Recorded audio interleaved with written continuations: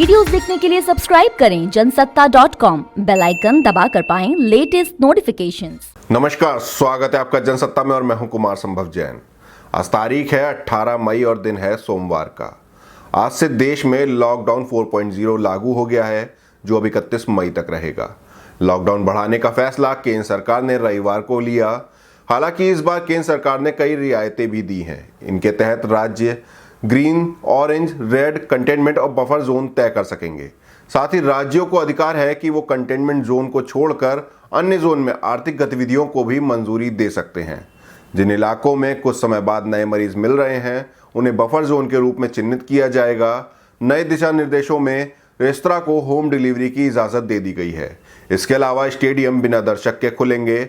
हालांकि शाम 7 बजे से सुबह 7 बजे तक निकलने पर रोक अब भी बरकरार रहेगी और ये सभी जोन में बरकरार रहेगी। लॉकडाउन के चौथे चरण में राज्यों के बीच आपसी सहमति के आधार पर बसों के संचालन की अनुमति दी गई है। इससे एक जगह से दूसरी जगह को जाने वाले लोगों को राहत मिलने की उम्मीद है। नए दिशा निर्देश के मुताबिक घरेलू हवाई एम्बुलेंस को छोड़कर सभी घरेलू और अंतर्राष्ट्रीय उड़ानों पर 31 मई तक रोक बरकरार रहेगी। बिना दर्शक स्टेडियम, बस डिपो पर कैंटीन और रेलवे स्टेशन खुलेंगे। इनके साथ ही कंटेनमेंट जोन के बाहर नाई की दुकान, सैलून और स्पा खुल सकेंगे।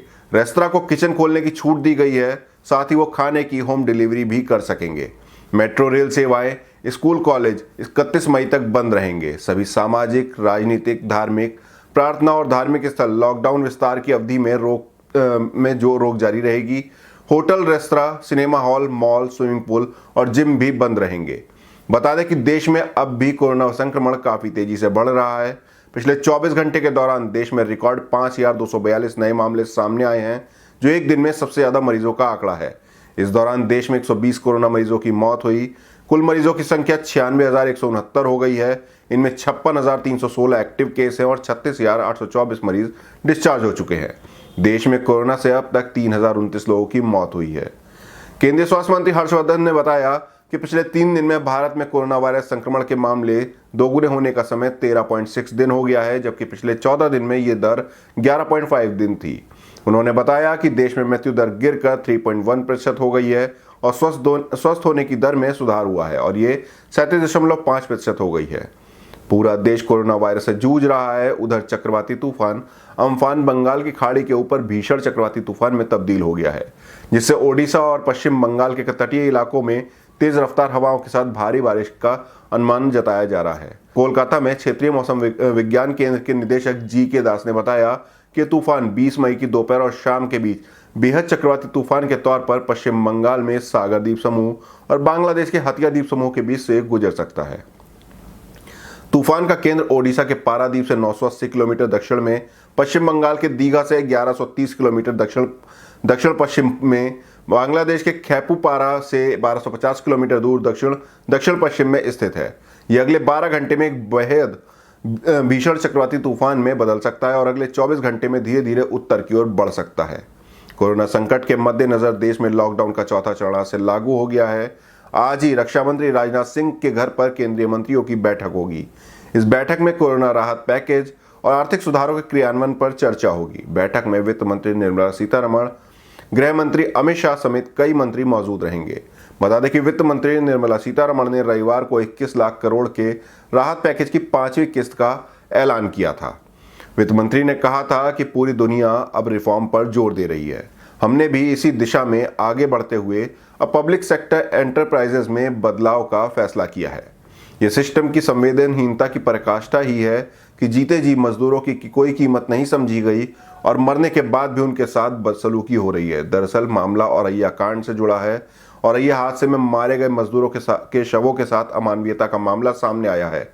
दरअसल औरैया सड़क हादसे के शिकार मजदूरों के शवों को ट्रकों में भरकर झारखंड भेजा जा रहा था। यही नहीं, उसी ट्रक में शवों के साथ साथ घायल मजदूरों को भी बैठा दिया गया। झारखंड के सीएम हेमंत सोरेन ने इस मामले पर ट्वीट किया, तब जाकर यूपी प्रशासन हरकत में आया और आनन फानन में शवों को शव वाहन में शिफ्ट किया गया। सीएम हेमंत सोरेन ने इसे अमानवीय करार दिया। उन्होंने एक ट्वीट में लिखा, यह स्थिति अमानवीय और अत्यंत संवेदनहीन है। यूपी के सीएम योगी आदित्यनाथ और बिहार के सीएम नीतीश कुमार से अपील है कि शव को सम्मान के साथ झारखंड बॉर्डर तक भेज दिया जाए। अब हम पूरी दुनिया में कोरोना वायरस के हालात से रूबरू होते हैं। पूरी दुनिया में कोरोना वायरस से अब तक 48,01,532 लोग संक्रमित हो चुके हैं। 18,58,108 लोग ठीक हुए हैं। वहीं मौतों का आंकड़ा 3,16,633 तक पहुंच गया है। उधर नेपाल में लॉकडाउन 15 दिन बढ़ाकर 2 जून तक कर दिया गया है। वहीं जर्मनी में पुलिस ने देश में लगे प्रतिबंधों के खिलाफ प्रदर्शन कर रहे 300 से ज्यादा लोगों को गिरफ्तार किया है।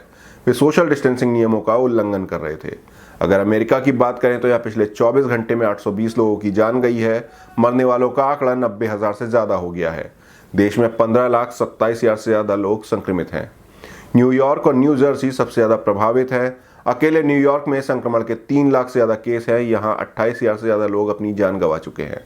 न्यू जर्सी में इन्फेक्शन के मामले 1 लाख से ज्यादा है, जबकि 10,000 लोगों की मौत हो चुकी है।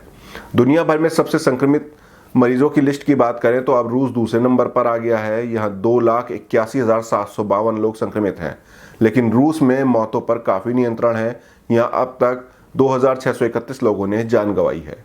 ये थी अब तक की बड़ी खबरें। आपको हमारी रिपोर्ट कैसी लगी कमेंट बॉक्स में जरूर बताएं। देश दुनिया की और भी खबरों से रूबरू होने के लिए बने रहिए जनसत्ता के साथ।